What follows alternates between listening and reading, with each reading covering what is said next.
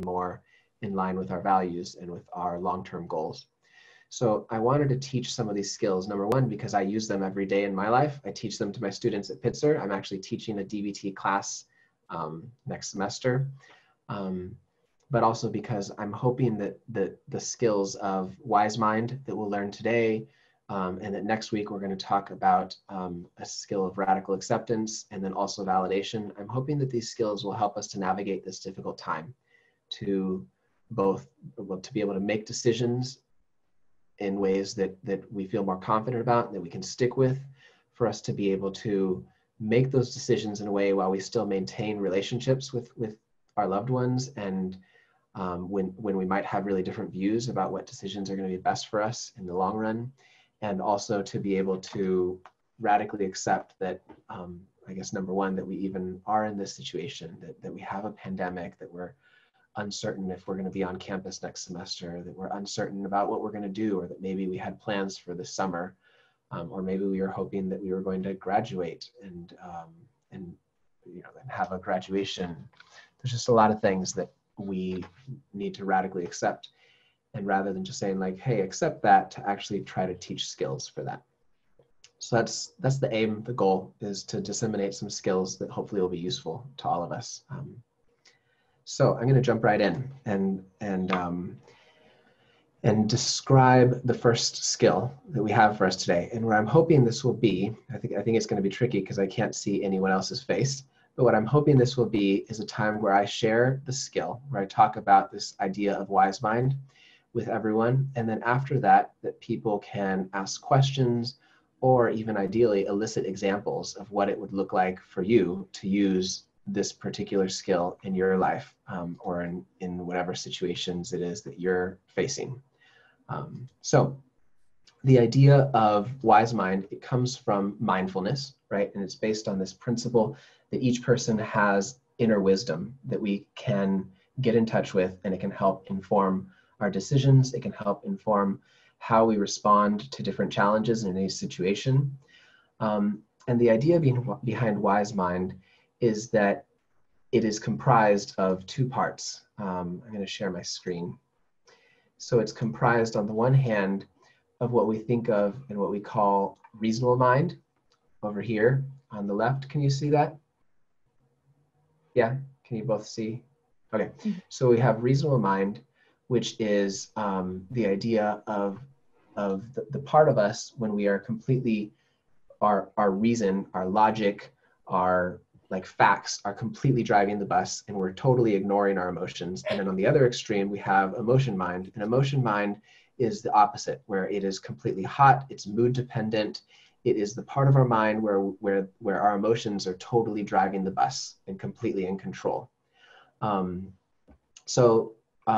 we're looking for in wise mind is the synthesis, is the place where we can view both of these things, hold them both at the same time as true, not using our reason to suppress our emotions, not using our emotions to suppress logic, but to be able to hold both as true and see what new truth comes out when we're able to hold both of these at the same time.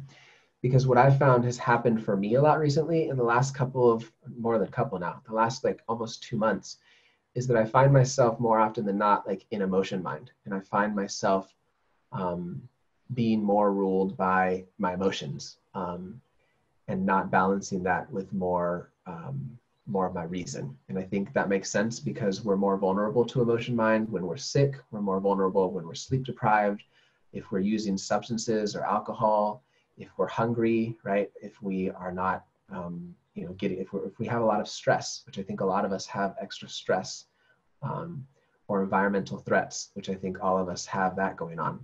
So when we have more vulnerability factors, we're more likely to be driven by our emotions, and therefore problems can occur if those emotions either completely control us or if they're not effective, meaning if our emotions are, they don't fit the facts, or if acting on those emotions wouldn't be useful for us. So this idea of, number one, we have to identify what is it that emotion mind looks like for me. And some people, when we're in emotion mind, we just go, for me, what it looks like is I just frantically go from one thing to the next, where I just make a list and then I start working on that and then work on the next thing. And I ignore like the needs of my kids, of my family. I ignore my own like physical needs. I don't sleep enough, or I lose my temper when I'm like trying to teach my daughter Spanish. And I'm like, why don't you just get this? Right. And I find myself in emotion mind having bigger reactions, saying things, or maybe like using shame to try to like shape my daughter's behavior when she's, you know, learning. And then I'm like, shoot, later on, I look back and I'm like, that's not who I want to be as a dad. That's not in line with my values. And that's because in that moment, I was acting out of emotion mind, right? So sometimes people will react in those ways. I have some patients who in emotion mind will, you know, do things that can be really self-destructive or really dangerous. Sometimes when we're in emotion mind, we just isolate ourselves, right? Some people in emotion mind, they get really quiet. So it might look like they're really calm, but actually they're just like dissociating. They're just checked out. And it's because their emotions have overwhelmed them in that moment. And everything that they're doing is driven by and being determined by their emotions. So that's the idea of emotion mind. Emotions, strong emotions are different from emotion mind, right? So we want to be really clear, like it's great to have really strong emotions of passion, of feeling pride, of love, when appropriate, like anger or guilt. Like, so we're not saying like strong emotions are bad. Emotion mind is defined by when we are ruled by our emotions completely, and how that can be really problematic. So on the other extreme though, we have reasonable mind, and reasonable mind is where we ignore how we feel about a situation. We ignore what we sort of treat ourselves like robots, right? So in emotion mind, we might think like, oh, I've got this project that I need to work on, and so I've just got to do it right now. It doesn't matter. And we ignore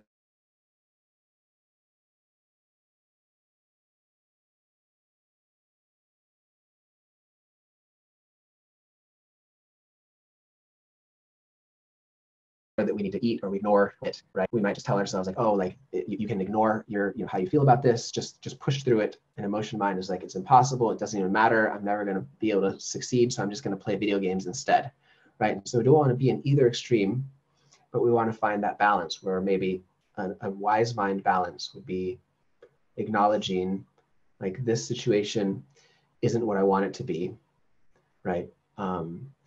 And you know, what can I do to try to make it a little bit better?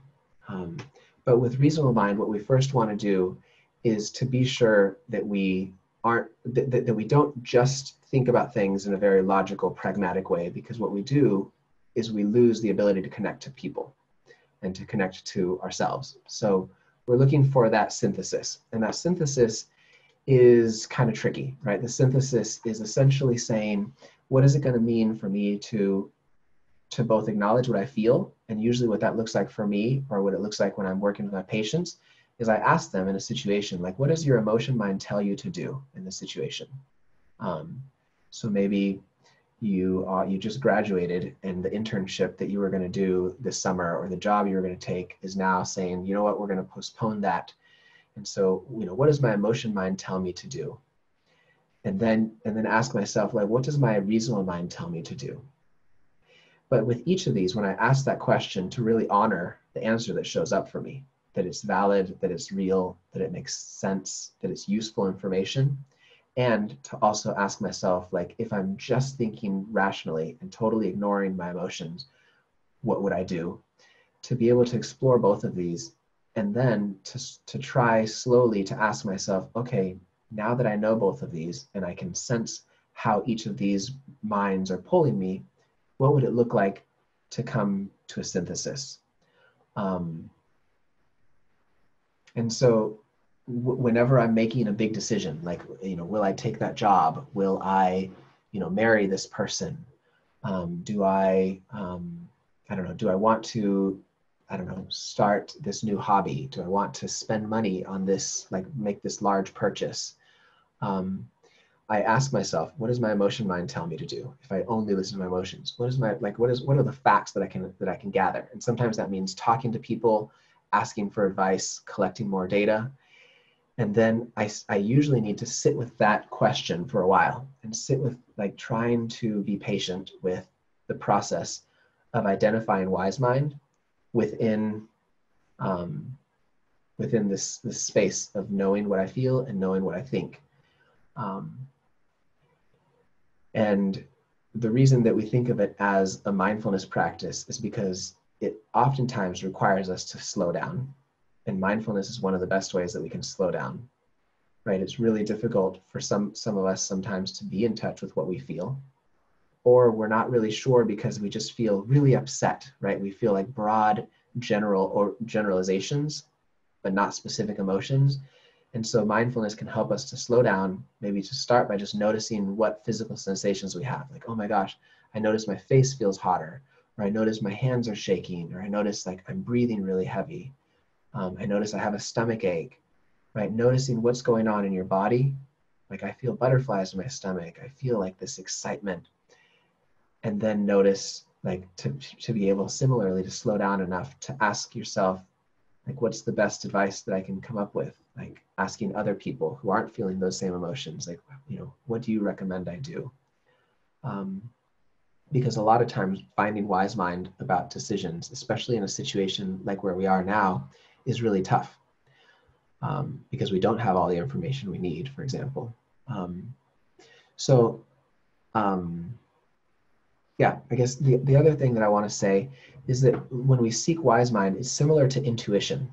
It's noticing what I feel, it's noticing what I think, collecting all the facts I can about the situation, and then it's trusting our intuition, sort of leaning in and just playing around in our mind with different scenarios. Like if I choose this scenario, what does that feel like? What ideas come up for me? If I choose a different scenario, what does that feel like inside of my body, emotionally? Does that feel right? And then slowly trying to find that middle ground. The trick and the part that's really confusing about wise mind is that our emotion mind often pretends or masquerades as wise mind, right? It pretends to be wise mind. And it's really, especially if we feel really angry, it's really hard to distinguish, like, is this my wise mind? Because maybe my emotion mind, maybe someone has done something to hurt my feelings, and my emotion mind says, you've got to send them a text message right away and tell them what a jerk they are, like how unreasonable they are, like how they just need to, like, stop being so mean and stupid. And then on the other hand, like asking my reasonable mind, like, is this going to be effective? If I send this text message, like, what's going to happen? Is this going to create more drama for me? And like now, like a string of texts, do I just want to end this interaction as soon as possible? And so asking ourselves these questions is tricky because emotions like anger will tell us, yes, it is your wise mind. You got to do it. You're justified. Like send the text message now. So how do we distinguish when we're in emotion mind versus when we're in wise mind? Right? Like you might be going through a day and you're like, I don't know, like, am I living in a perpetual state of emotion mind where I'm not really slowing down to get in touch with my wisdom and I'm just reacting kind of like an animal? Like each thing comes up, like a phone call, or am I slowing down to get in touch with my values, to get in touch with like where I want my life to be going and who I want to be as a person? And in that case, a few clues to help you distinguish. One clue is, if you're in a situation and it feels like it can't wait, like the decision needs to be made right now, or I need to act right away, I would say it's probably not wise mind.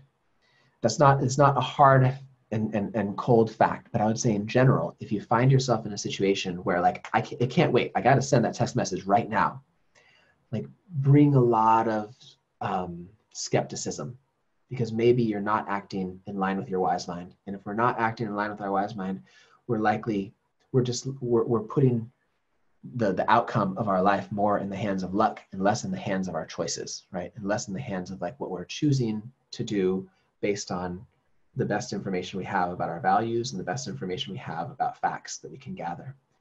So that's one clue. Another clue is, if you sense really strong, like really high emotion, if you have high anxiety in that moment, like if you feel really sad, if you're feeling really angry or a lot of guilt or shame, if you're feeling emotion like on the 0 to 10 thermometer, if your emotion is like at an 8 or a 9, be very suspicious. It's very hard to have really, really high emotion and be in a balanced wise mind place where you're able to synthesize the two states of mind, of emotion and of reason. Another is if you're not able to really think about other possible outcomes, like if you can't imagine other possibilities or other ways of thinking about the situation. If it only seems like there's one way, I would also say, like, be very suspicious. It might not be wise mind.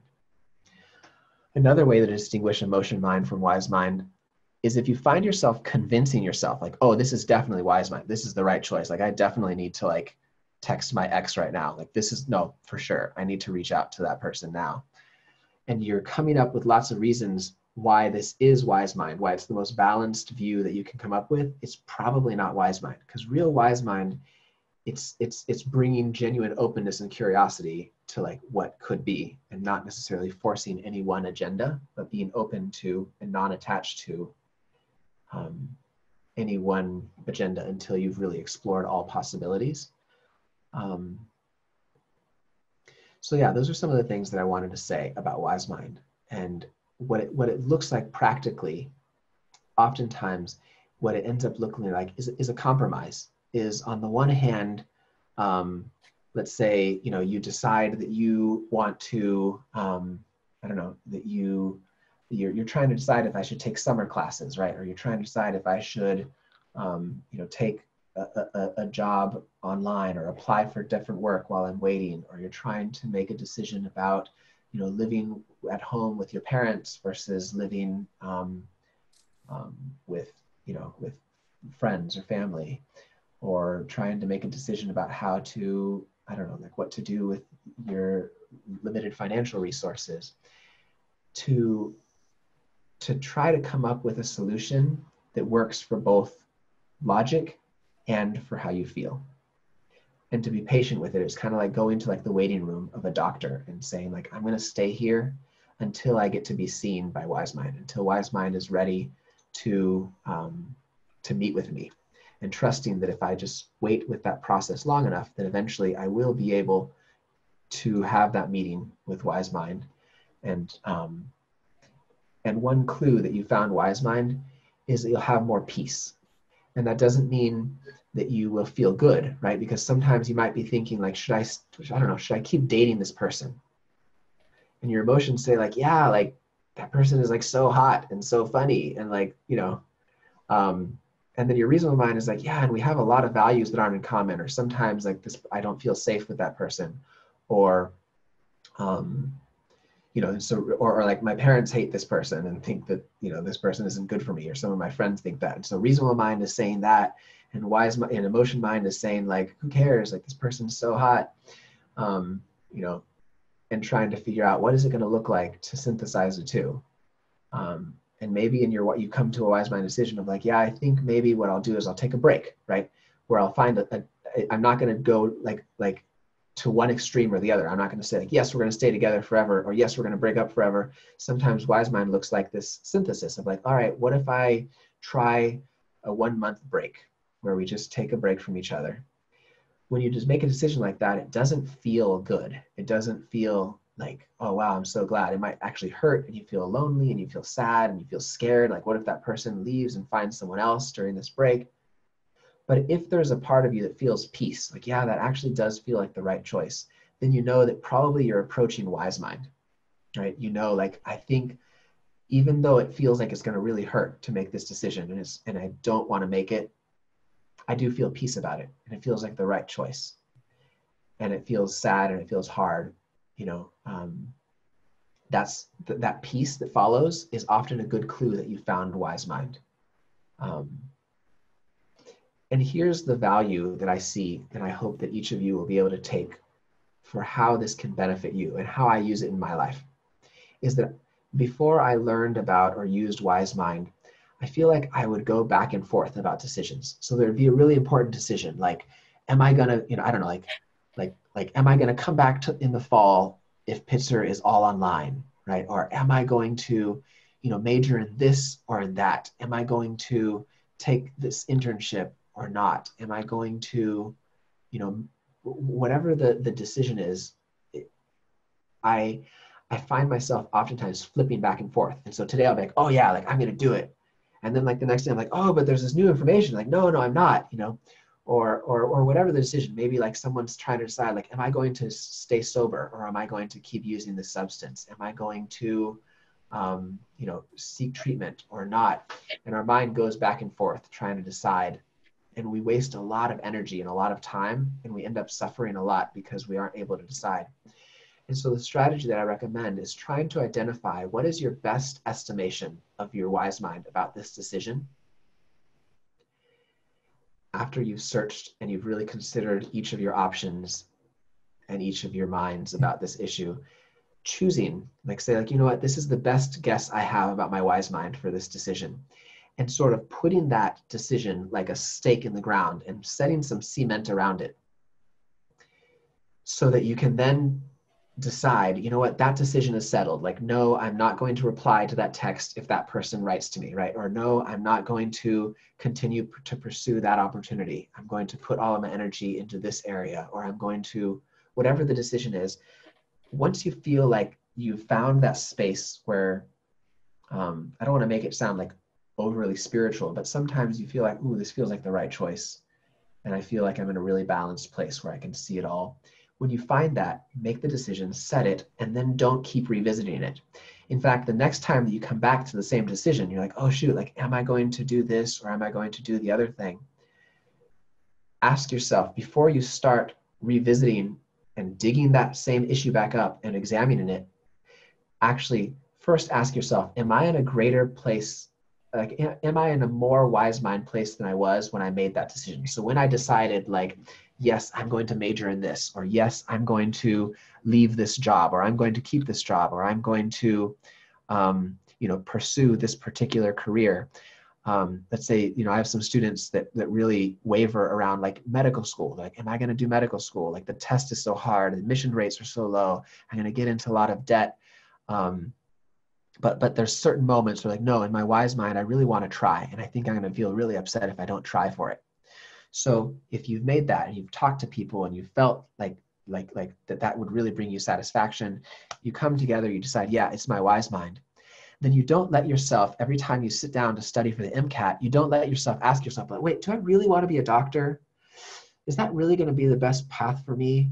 That's not the moment. What you do instead is you ask yourself, you tell yourself, I already made that decision, and I'm going to stick to that wise mind decision and act based on the wise mind decision unless this moment is a moment of greater clarity. And maybe what's happening, why I'm trying to question it, is because I'm feeling scared. I'm feeling nervous. I'm having some anticipatory shame. If I don't pass the MCAT, if I fail, that's going to feel scary. And then in this moment, it's interfering with my ability to study for the MCAT or for, I don't know, law school, the LSAT or whatever it is. And so I'd rather think about whether or not I want to go to law school than actually prepare, even though in my wise mind, I know that's the decision that was the best one that I could come up with.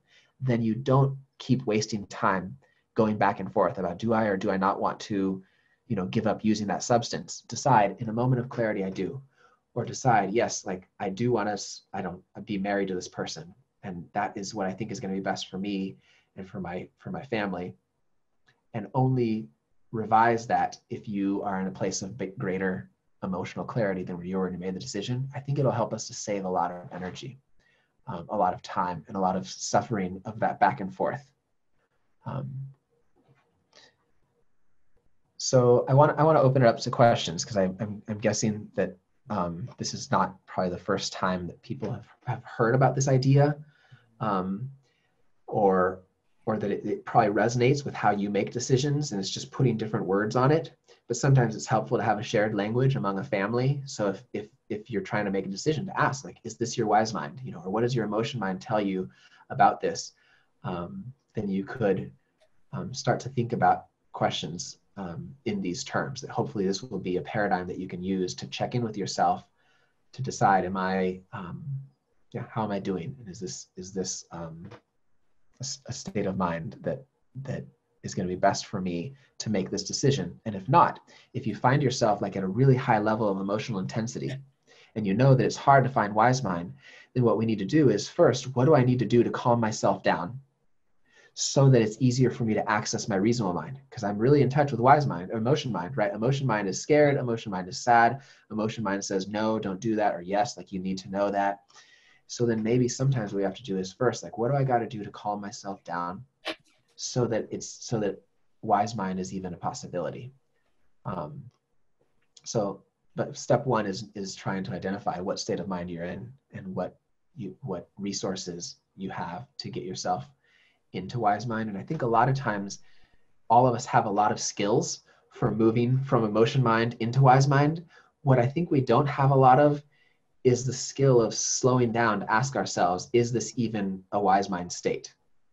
Like, am I acting from my values? And if I make a decision in this state of mind, is it going to lead me closer and closer to who I want to be in my long-term goals? Or am I just relying on luck, acting and reacting like an animal to each situation that comes up, and then hoping that that's going to lead me down a path that I want? So I want to open this up to questions. I see we have about 50 participants, and I would welcome questions or examples, or about ways that you have found it challenging to access wise mind at this time, in ways that we can together troubleshoot what strategies we can use for accessing wise mind.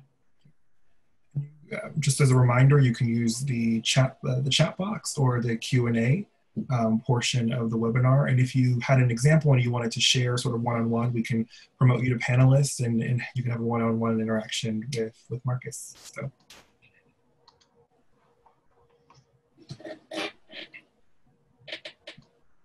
And Marcus, you can see the chat box as well, correct? I can, yes. Okay. Great. Looks like we have a question from Stephen, so I'm going to promote him to panelist. Hi, Stephen. Let's see, unmute Stephen. Let's see.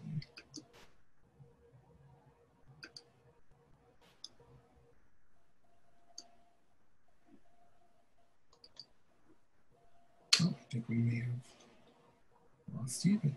No. Okay. So we have another question from Stuart in the chat box. Can you see that, Marcus? Oh, yeah. That's a great question. So Stuart asked, is sometimes when we analyze a point of indecision, is that actually emotion mind? And I think so. I think a lot of times emotion mind, one of the ways that it masquerades as wise mind is that we're constantly asking ourselves and questioning our decision as an expression of what emotion mind looks like. Absolutely. I think that emotion mind looks really differently for each person. And maybe the first place for each of us to start is to just really get curious about, like, what does emotion mind look like for me, right? And so maybe for some people, emotion mind looks like, I just want to use a substance right now, right? Or maybe for some people, emotion mind looks like neglecting their physical needs, like not sleeping well, not eating in a way that's balanced. Maybe for others, like clues of being an emotion mind is that they are acting and then later looking back and being like, whoa, I don't really remember making a choice to do that or say that. And it just sort of happened. And I maybe got lucky that it didn't turn out to be like a bad situation. Yeah.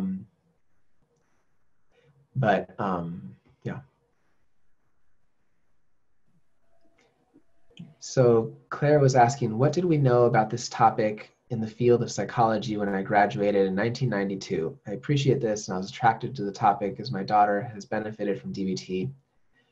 So, this idea of DBT, of dialectical behavior therapy, was developed by a woman named Marsha Linehan, and she actually published her first book on the topic in the early 90s.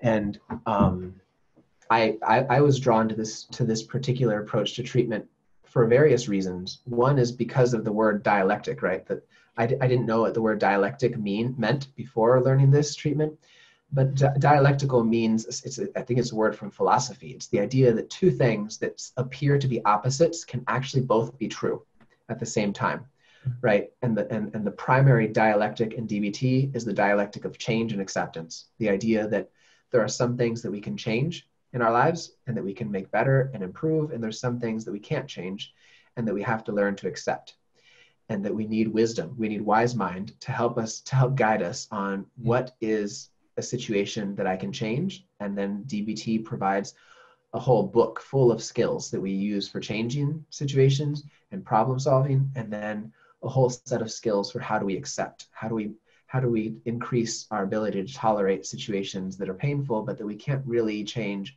or that we can't change now, because maybe there's a lot of things we're working on changing and we can't simultaneously fix them all. And so I was drawn to this treatment because that really resonates. Like me, as someone who has struggled with depression, as someone who has struggled with my own mental health problems, I don't want a therapist that just comes in and says like, great, you got problems, like let's fix them, like let's take care of all of that. Because in the reality, I know like a lot of the stuff that is going on, it's not going to be fixed by some like psychology trick. I need to somehow, as painful as it sounds, I need to learn to accept that and make space for that so that I can still find peace and still find happiness with that being a part of my life. Because if I dedicate my whole life to making that not a part of my life, then that's going to consume my life, is that effort. That resonates with me. And I think I was drawn to that and drawn to the idea of teaching that to other people. And so DBT has actually become a really popular treatment all around the world. I actually teach DBT to psychologists and psychiatrists in China. So that's all of those plans changed this summer. So I'm not going to be going to China this summer, but a lot of people are learning about DBT and mindfulness, and this idea of wise mind is at the core of DBT. And the reason that it's at the core is because the assumption is we can learn lots of skills for how to manage our emotions, for how to interact in ways that are going to be effective with people. But if we don't know, if we can't even recognize the moment that we're making decisions and that we're acting, then we're not going to be able to act based on our values, and it'll just be based on luck, and we'll be reacting rather than choosing. And once we create a gap between an action, right? So like maybe there's an event that happens, and usually what happens is that later, maybe like a week later, when I go to therapy and I talk to my therapist, I realize like, oh my God, I did that again, huh? Like I said that, I didn't want to do or say that. But as I practice mindfulness more and more, that awareness of my action appears closer and closer, until maybe I start to get to the place where like I maybe do something, or like I say something like hurtful to my spouse, or I send a text message that I didn't really think through, and then afterwards I'm like, oh shoot, I just did that, huh? Like my bad. And then as you practice mindfulness more and more, you'll actually be doing the thing. Like it's almost like you can like see yourself talking, and you're like, oh my gosh, like I'm saying these words, like stop, like why can't you stop talking? And you're like doing it while you're recognizing like, oh shoot, like this is not who I want to be or what I want to be saying. But the ultimate goal is that our awareness actually moves before the action, so that you can actually be aware of by urge. Like I'm noticing the urge to say this hurtful thing, or I'm noticing the urge to avoid and to write my friend and say, no, I can't come to that event, or like, no, I don't want to give a talk in front of, 50 people when I can only see 2, like noticing that urge, and then before you act, so that in that space between awareness of our urge to act and our action, we can insert choice in that space. We can insert skills, we can insert all sorts of stuff, and we can insert wise mind, and wise mind then lets us choose. And the likelihood of us using wise mind before we act, it increases the likelihood that we're going to have the outcomes that we want, and that we're going to be able to act in ways that are consistent with our values. There are 2 similar questions in the Q&A box below that kind of, can you explain a little bit about how you might teach this to a young child, sort of wise mind concept overall to a child essentially? Yeah, that's a great question. So I would say, I mostly work with children and adolescents. So my preference, and there's a lot of differences, my preference is to not dumb it down, honestly. So more or less what I said to you is what I would say to like, I mean, I've taught this to like my daughter's now 7. I teach it to her because I'd rather err on the side of assuming that they understand things. I remember when I was like, when I was like 10, or maybe not 10, but maybe by the age of like 12, I don't think there was really anything that I couldn't cognitively understand. right? I was like obviously really young and immature, but if someone explained an idea like wise mind, I could have like grasped it. And I didn't like it when people would dumb stuff down for me and like make it really, really simple and childish. When I'm like, well, I think I could have understood like the adult version of that. So I err on the side of, let me just explain it the way it is. And if I need to, I'll provide more illustrations, or I'll provide like specific to what that child is going through, and be like, oh, like, I wonder, like, you know, where you're feeling that in your body, what that's like.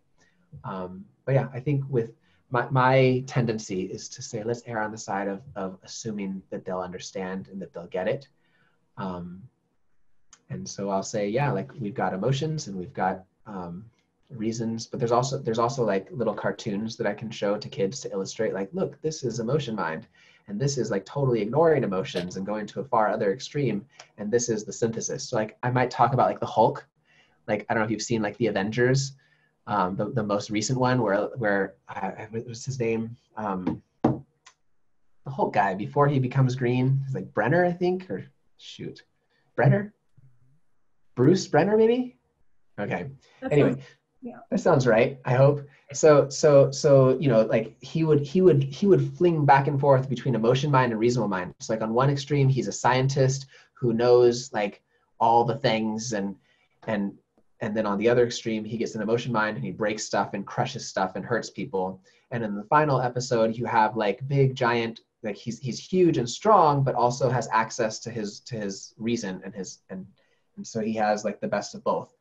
I would give an example like that. I was like, sometimes like we're like Hulk, and I'd show like a clip of the Hulk like throwing cars or breaking stuff, and then be like, and then sometimes we're like totally just like a scientist sitting there with a lab, and what we're trying to go for is to integrate the strength of both.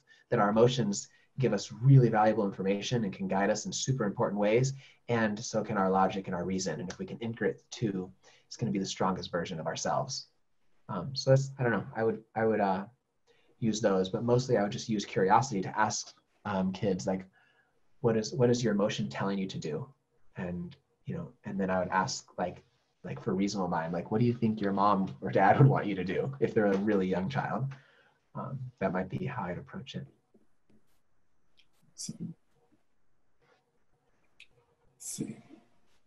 So one question I see here is about what's the difference between emotion mind, or is emotion mind procrastination? I think it could be, right? It could be, but I could also see situations where where procrastinating is wise mind, maybe, you know. So I might feel really anxious and I'd rather, you know, work on, I don't know, on some other task. But it also could be that there's uncertainty around, maybe someone is assigned a task. I'm trying to think of when I have wise mind procrastinated before.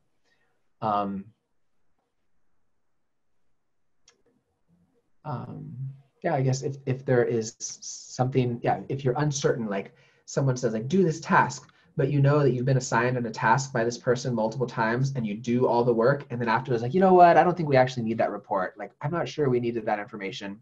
So like, it might be in your wise mind, your anxiety says, do it, because your boss told you to do it. And then your wise mind might be like, yeah, and also like, in the last 5 times I've been asked to write a report like that, like right after I turn it in, I find out that like that person has gone in a totally different direction and doesn't even need that information. So even though my anxiety says like, do it, so you don't have to worry about being evaluated negatively, I've got so many other things on my list of things to do. I'm actually going to prioritize those and see if this person still wants that same thing in 2 days. If they do, I'll do it then. But I have to, in the meantime, live with the anxiety of not knowing. So I could see it going either way, but I would say for me in general, yes, procrastination is a sign that I'm in emotion mind. And what that means is, let's say I have a big paper to write, right? Or I have a lot of grading to do, right? As a professor. So let's say you have a big task to do. Emotion mind says, just play video games. Like, I don't know, like take your kid on a walk. Like, let's do like another arts and crafts together. And reasonable mind says like, you've just got to do it. You've got to do it all right now. Lock yourself in your room, ignore your family and your children and your body, and don't have any fun. And maybe wise mind is a synthesis of like, you know what, I'm going to do a little bit of that work, and then I'm going to hang out with my family. Or so figuring out like I'm going to pace it out over the next 3 days.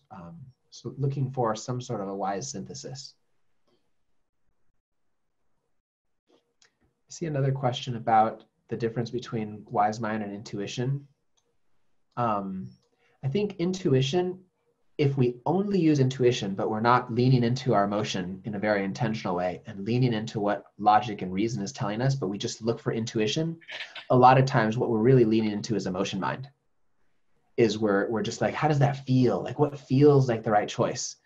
But if we've really explored both fully, or for example, if you're a spiritual person, so I'm a religious and a spiritual person, and for me, wise mind isn't just my emotions, it isn't just my logic, it's also like my spiritual connection to God. Of like what does that part of me, what does that strength or that wisdom seem to be leading me to do? And where's that synergy, that synthesis between like my spiritual mind, my emotion mind, and my reasonable mind? What's that leading me to? And it's slowing down enough to collect that information.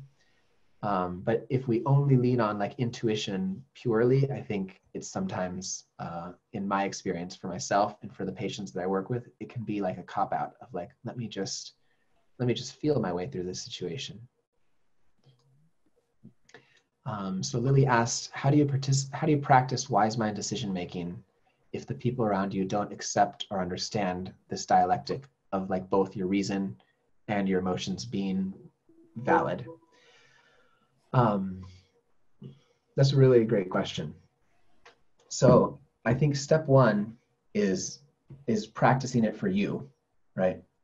And maybe radically accepting that like the people around you aren't going to be using that same paradigm for making their decision, which is really tough because like in an ideal world, I'm using wise mind to make a decision and you're using wise mind to make a decision, and we both arrive at the same decision. In reality, it's a lot messier than that. And so I say, maybe one way that we can practice is to validate the other person's opinion, even if it's coming from emotion mind and they're not really taking into account other like rational, logical factors. Validate that, it makes sense, like I get it, I see where that's coming from, and then highlight for them like the other pieces of information that you're integrating into your decision. And then maybe for us is allowing that dialectic of I arrive at a decision that's different from yours, and that's okay. It's tough though if you're a dependent child and your parents don't agree with your wise mind decision, or they don't agree with the process and you're dependent. That's a lot trickier. And I think we lean more into radical acceptance in that case, which we'll talk about next week. So Marcus, I have a question I wanted to ask, and then one from the panelists as well. So when you're in an emotion mind state and you're trying to get to wise mind, are there some techniques, some mindful techniques that you could recommend, or maybe some readings? Someone had asked about readings that you might recommend to the group. Yeah. So I think one technique is the question of asking yourself, is this my wise mind? So right before you send a text message, right before you agree, like someone says like, hey, do you want to do this? My mentor in grad school, he taught me, he said, whenever you're asked to do something or offered an opportunity, he said, always express enthusiasm without commitment. So he was like, say, I'm excited about that, but don't immediately say yes. And that gives you then the space to access wise mind, right? To slow down so that I then, or he would even tell me if it's a really important email, not urgent, but important, he would say, wait 24 hours and respond to it because it gives you time. So I'd say one thing is time. Another thing is asking yourself, is this my wise mind? Another thing I would say is breathing exercises, right? If we're trying to get in touch with our emotion mind, in order to also get in touch with our reasonable mind, it sometimes requires that we slow down, and one of the easiest ways to do that is to just breathe, right? Which is something that we're always doing all day, to slow down and just breathe, which is probably one of the most boring things we can do. And just the more that we practice that over time, the more sensitive we become to our bodies. We start to notice things in our bodies that we didn't before. So like now it's really easy for me to find my heartbeat in my body. Before I had to like put my hand on my neck and I was like, I can't even feel my heartbeat. But now I've just noticed my breath so many times that I can just like sit here and I can feel my heart beating in my arms. I can feel the blood when it like rushes through my elbows. I can feel it in my chest, in my legs. And that gives me important information because depending on what emotion I'm feeling, my heart beats differently. I breathe differently. And being able to spend time breathing gets us to be more sensitive to our bodies, which then gets us more quick access to our emotions, which then gets us closer, a little bit closer to identifying what's going to be a middle path between our wise and our reasonable mind, our reasonable and emotion mind. So I'd say like breathing. Another thing is like I picture myself each time I collect more information. So let's say I'm trying to decide if I should take this job or that job. Maybe someone makes me a job offer and they say you only have 48 hours to give us an answer. That's immediately like inducing an emotion mind reaction, but I want to be in the wisest place, right? And so instead of just jumping straight to I need to give them a yes or no answer, I need to step out and ask myself, is there any other way that I could view this situation? So then I might ask like, I don't want to say no, I don't want to say yes. I'm wondering if I could have more time because I want to make sure this is really the best decision for me and for my family, and not one that I turn back on. And so I'd like to ask for a 1 week extension because this is really, it's a dream job for me. And I really want to make sure this is best for me also at the same time. And so that's one way to practice wise mind. Another way to practice wise mind is to notice when we're not being dialectical, when we're using all or nothing thinking, to then see like, is there a way that both could be true? So if we're trying to decide like I'm going to A or B, is there a way that I could do both, right? Okay. Yeah, so that might be. I also wanted to make sure we asked this question. One of the panelists asked, I've always struggled with making decisions. I have the ability to see all angles of a challenge with great clarity. It makes it impossible. I suffer a lot around decisions. Why? So I don't know why, but I could say I know that torture. I know how that feels like, and I would say I guess I'm thinking more than knowing why. I think what this person wants to know, I'm guessing, and if I'm wrong, correct me. I'm guessing what you want to know is like, how could I not do that? Because knowing why doesn't necessarily mean that you're not going to do it. So how can I stop doing that? I would say there's two suggestions I would give. One is to, in the process, to use the strategy I said, is once you are able to identify wise mind, to set that like a stake in the ground and to just practice little by little the discipline of saying, I'm not going to revisit this decision unless I'm in a greater place. But if I'm tired right now, if I'm stressed right now, if I'm feeling angry, then this is not the time for me to question the decision I made in the past. But the other thing to do is what we call shaping, right? Is like taking incremental steps closer.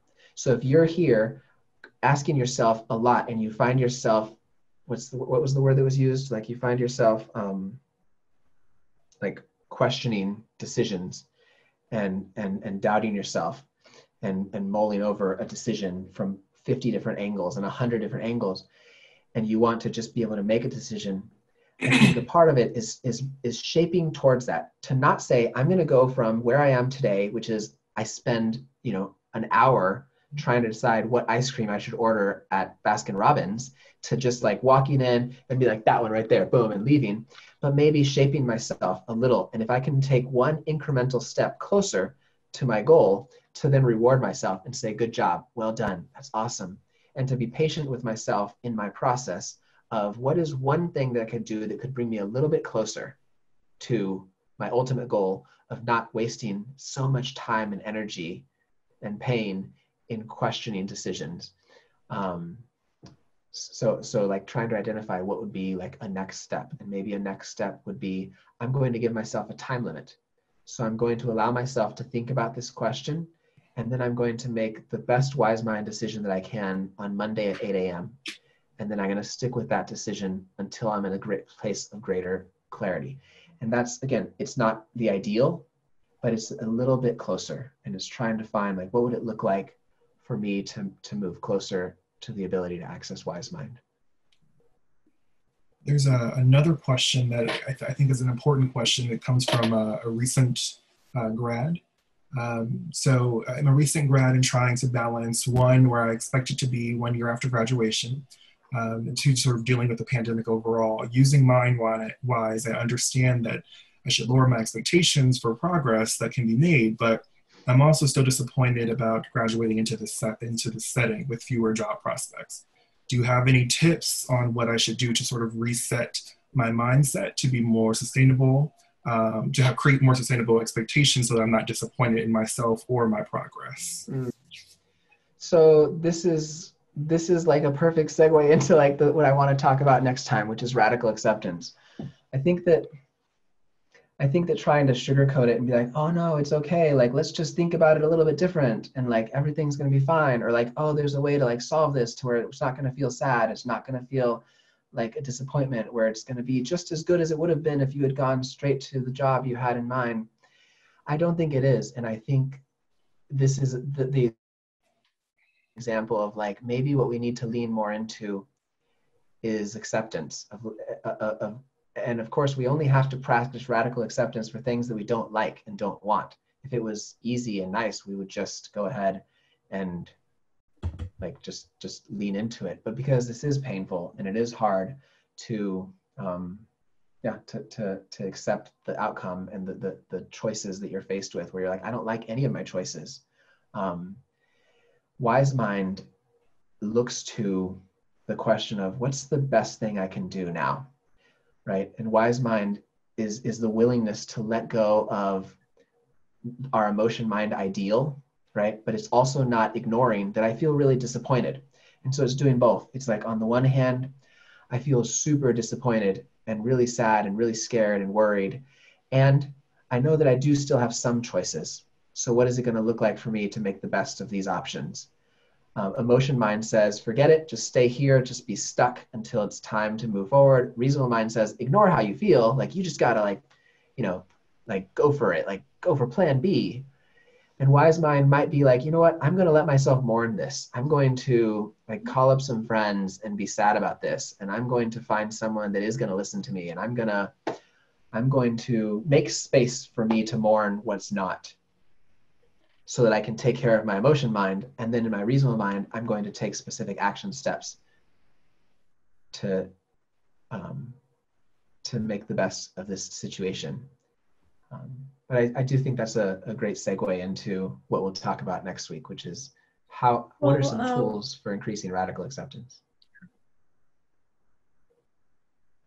So we would like to thank Professor Marcus Rodriguez for today's session. And should we clap? We can do that online. And we want to invite everybody to come back next Tuesday on May 26th, where we will talk more about radical acceptance. Thank you all for joining us.